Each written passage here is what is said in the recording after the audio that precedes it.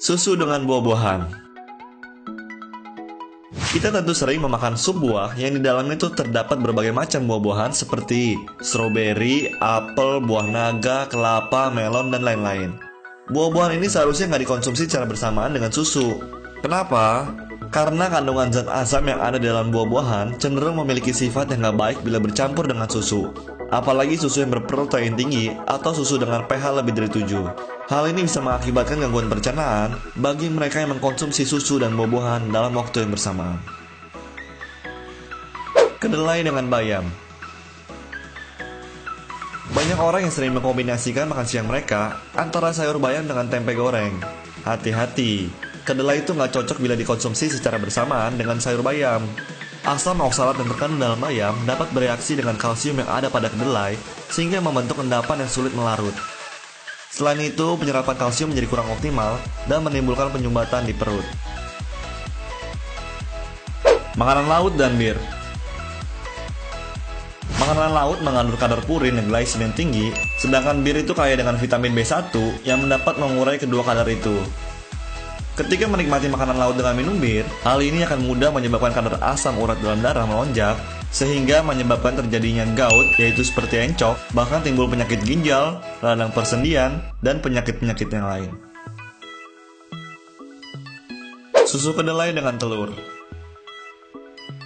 Telur dikenal sebagai makanan yang tinggi protein, sementara susu kedelai dikenal sebagai makanan yang memiliki sifat mengurangi aktivitas enzim protease yang digunakan oleh tubuh untuk membantu metabolisme protein. Intinya, ketika dua jenis makanan ini dikonsumsi secara bersamaan, bukan nggak mungkin tubuh justru menjadi lemas dan gizi tidak terpenuhi akibat kekurangan protein. Tubuh tuh nggak akan mendapat protein yang baik dari telur jika dikonsumsi bersamaan dengan susu kedelai. Kepiting dengan teh. Di restoran, warung, dan tempat makan lainnya, beberapa orang mungkin terbiasa dengan minum teh setelah makan kepiting dan mengira itu baik untuk pencernaan. Namun sebaliknya, hal itu dapat menyebabkan gangguan pencernaan. Minum teh setelah Anda selesai menikmati hidangan kepiting justru akan melumerkan getah lambung yang kemudian menurunkan fungsi pembasmi kuman.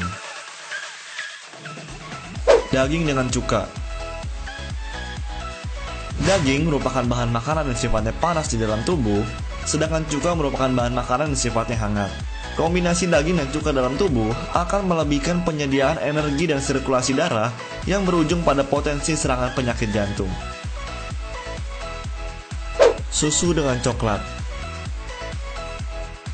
Hati-hati bila Anda memutuskan untuk memakan olahan yang mengandung susu dan coklat dalam waktu yang bersamaan. Faktanya, susu itu kaya akan protein dan kalsium, sementara coklat itu banyak mengandung asam oksalat.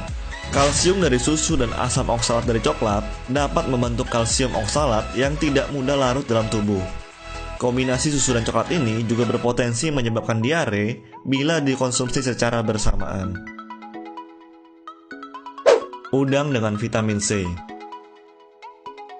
Resiko serius akan dialami oleh seseorang yang memakan udang bersamaan dengan makanan atau minuman yang mengandung vitamin C. Contohnya kayak es jeruk. Pada dasarnya, udang tuh mengandung arsenik pentaside dan jika bertemu dengan suplemen yang mengandung vitamin C, akan terjadi reaksi kimia di dalam perut yang mengubah arsenik pentaside menjadi arsenik trioside yang sangat beracun.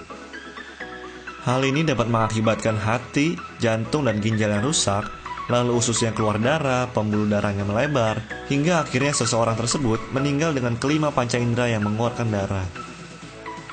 Daging kambing dengan buah semangka.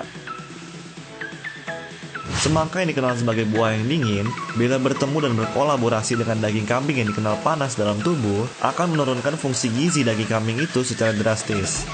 Terutama bagi penderita astenia limpa, kombinasi makanan daging kambing dan buah semangka berpotensi membahayakan energi dan mengganggu limpa serta lambung. Yogurt dengan daging. Makan sandwich yang di dalamnya ada daging ham bersamaan dengan yogurt ternyata berpotensi menyebabkan kanker.